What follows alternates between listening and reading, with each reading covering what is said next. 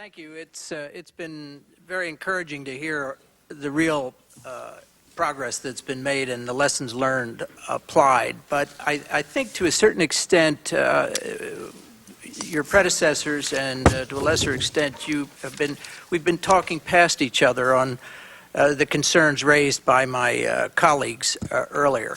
I personally have no doubt that the existing processes that have built up over a long time, as refined in the new instructions, will work just fine in dealing with the ordinary course of the 1,000 or so events you have to respond to every day. What we're focusing on is exactly what we just talked about. We are in the crosshairs here, and that if an event like Al-Qaeda has carried out elsewhere and planned,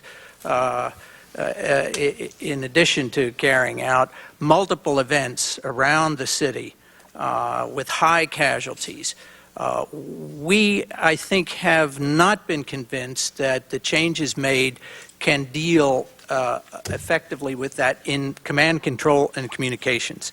And that is why the issue of who is going to be in charge in the fog of war under this kind of a multiple attack, we think needs to be addressed more forcefully than it has in this new reform.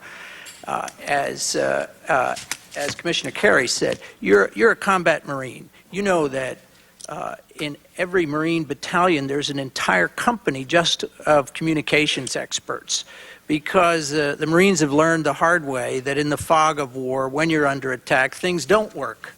And you've got to have a graceful degrading, as they say. You've got to have backups. You have to have workarounds.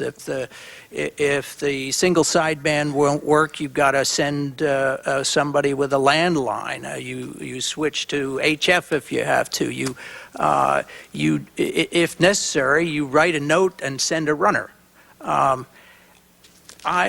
don't see any such cross-agency understanding of the importance of communications under attack and dealing with it in a robust way with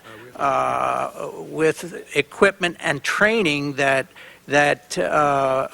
can withstand the inevitable Murphy's Law things that go wrong.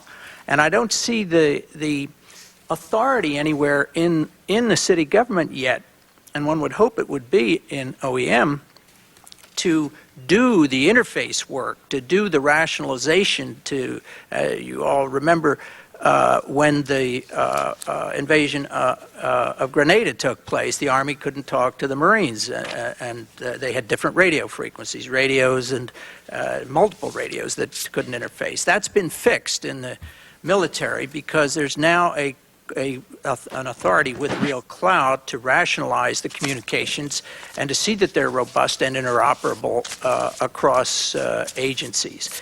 It's that lack of line authority that seems to be missing, not for the day-to-day crises that you all manage extremely well, but when the next attack comes. So I'd like to get your comment on why we couldn't apply some of the lessons from these military events of the past that have had the same kinds of problems that led to dysfunction and should be able to be applied here. I think this system that we're talking about now, the unified command system, does I think address a lot of concerns, at least in my mind, because it talks about getting command elements together, talking together, working collaboratively. Certainly in a major event, that's what you want. We don't want high-level separate command posts. We want to communicate face-to-face, ideally. That's really the best type of communication. Unless I'm missing something.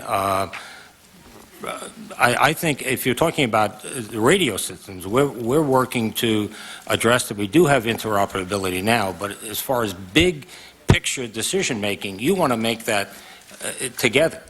And we do have an incident commander in the city, and that is the mayor. This is a very strong mayor government here, and maybe some people on the commission may be not aware of that mayors throughout the country don't have the authority that this mayor has. So we do have a strong mayor, both the position-wise and the incumbent now, but we want to have that face-to-face capacity at a high level to make decisions in complex situations. We can think of all sorts of scenarios where we have CBRN, we have conventional explosives throughout the city. We certainly in the police department have structured our operations for multiple events.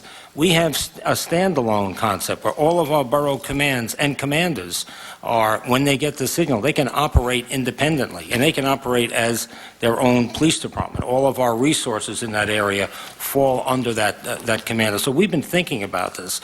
We have a schematic that tells each of our executives where to go in the event of a major attack or catastrophe. We've thought about this. We've addressed this in terms of multiple events or sequential events in the department.